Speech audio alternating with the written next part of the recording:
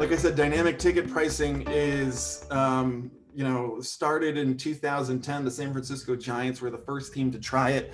They tried it with just their upper level because they found that it was really unpredictable how many tickets they were going to sell in their, like, sort of the bad seats in the house.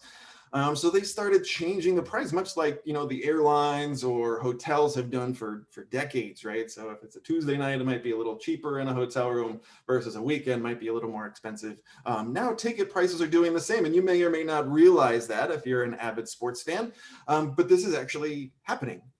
Every game has a different price attached to it.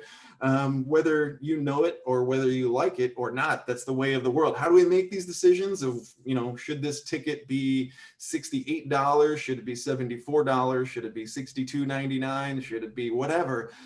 Again, those decisions aren't made on a hunch. They are made based on data information. We're getting into player performance analytics, and this is really changing and evolving very dramatically. So it used to be, okay, I'll track, if this is basketball, I would track shooting percentage, I would track the number of steals and the number of rebounds. Now the type of data we're collecting is all the stuff you see on the screen here. So how tall is the shooter? At what position on the basketball court is this player shooting from? How fast are defender 1 and 2 moving? How big are they? At what angle are they jumping off the court? Like, this is how sophisticated and how advanced some of the data and analytics are getting in terms of player performance, particularly with the professional leagues who have, the dollars and the incentive to really invest in this type of technology. But this is super advanced, super sophisticated types of work. But again, all driven by data, the industry's thirst for data, and the quality of the information and the insights the data can help us understand. I actually was acclimated with the school from a young age, going to games, and I turned into a major super fan to where I created my own website.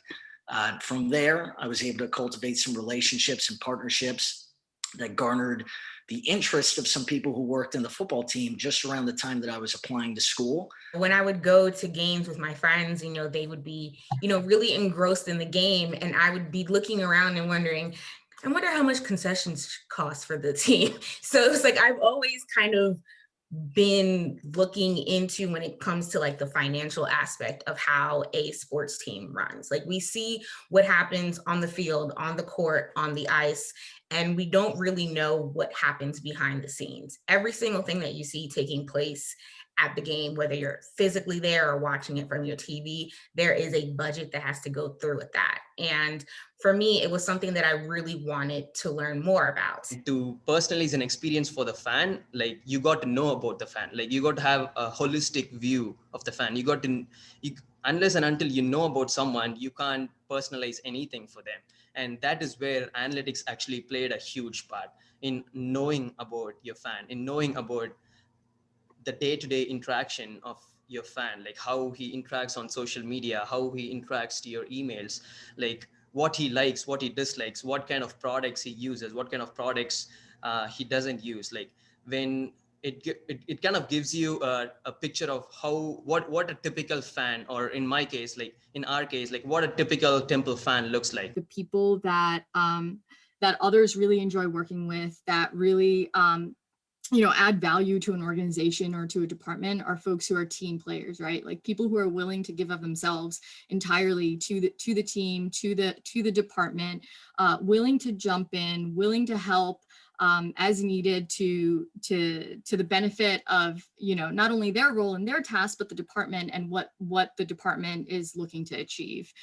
So I think it's just so important, no matter what aspect of the field you're in, right? Collegiate athletics, professional sports, recreation, whatever it is.